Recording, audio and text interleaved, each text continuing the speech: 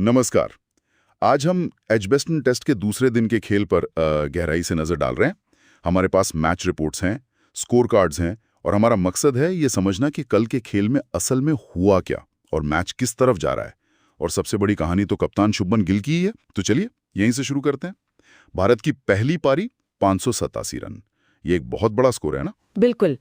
587 मतलब एक पहाड़ जैसा स्कोर खड़ा कर दिया भारत ने। और इसमें शुभमन गिल के जो 269 रन्स हैं वो सिर्फ आंकड़े नहीं हैं।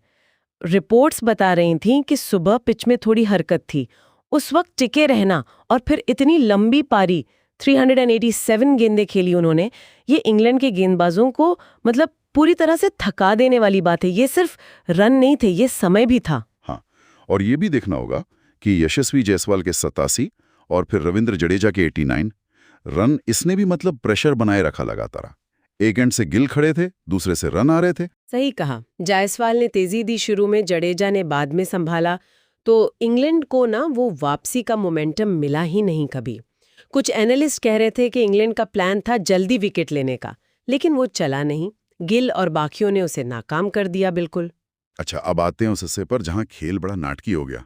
इंग्लैंड की बैटिंग, दिन खत्म होने तक 77 पर 3 विकेट, भारत से भी 510 रन पीछे। बाप रे! और शुरुआत, क्या शुरुआत थी वो। बेन डकेट और ओली पोप दोनों पहली गेंद पर आउट, गोल्डन डक। फिर जैक क्रॉली भी जल्दी चले गए। ये तो मतलब टॉप ऑर्डर पूरी तरह बिखर गया एकदम। और बात सिर्फ विकेट गिरने की नहीं है, कैसे गिरे वो ज्यादा अहम है। जैसा कई कमेंटेटर्स ने भी कहा, भारतीय तेज गेंदबाजों ने बहुत अच्छी लाइन और लेंथ रखी और अटैक किया। डकेट और पोप का पहली गेंद पर जाना दिखाता है कि गेंदबाज कितने हावी थे शुरू से ही। और ये इंग्लैंड की जो बेसबॉल रणनीति है ना, जिस पर इतनी बात हो रही थी, उस पर भी सवाल उठता है। क्या इस तरह की क्वालिटी बॉलिंग के सामने ये अति आक्रामक रवैया काम करेगा? शायद नहीं। हैरी ब्रुक 30 पर नॉट आउट है, जो रूट 18 पर। उन्होंने थोड़ी देर विकेट गिरने से रोका जरूर, लेकिन दबाव तो साफ दिख रहा होगा उन पर।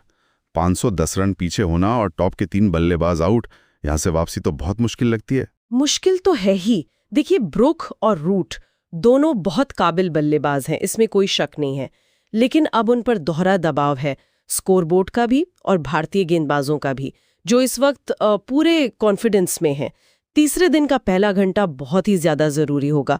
जो रिपोर्ट्स हैं उनमें यह भी आ रहा है कि पिच शायद थोड़ी धीमी हो रही है, तो हो सकता है स्पिनर का रोल बढ़ जाए। तो अगर हम इन सब बातों को समेटें, दूसरे दिन के खेल के बाद तस्वीर क्या दिखती है? भारत का पड़ोरा भारी है, ये तो साफ है। हाँ, भारत बहुत ही मजबूत स्थिति में, इसमें कोई दो राय नहीं। गिल की वो ऐतिहासिक पारी, उसने एक मजबूत नींव रखी और फिर गेंदबाजों ने शुरुआती झटके देकर उस बढ़त को और पक्का कर दिया। इंग्लैंड अब मैच बचाने के लिए खेल रहा है, जीतने के लिए नहीं। ये कहना गलत नहीं।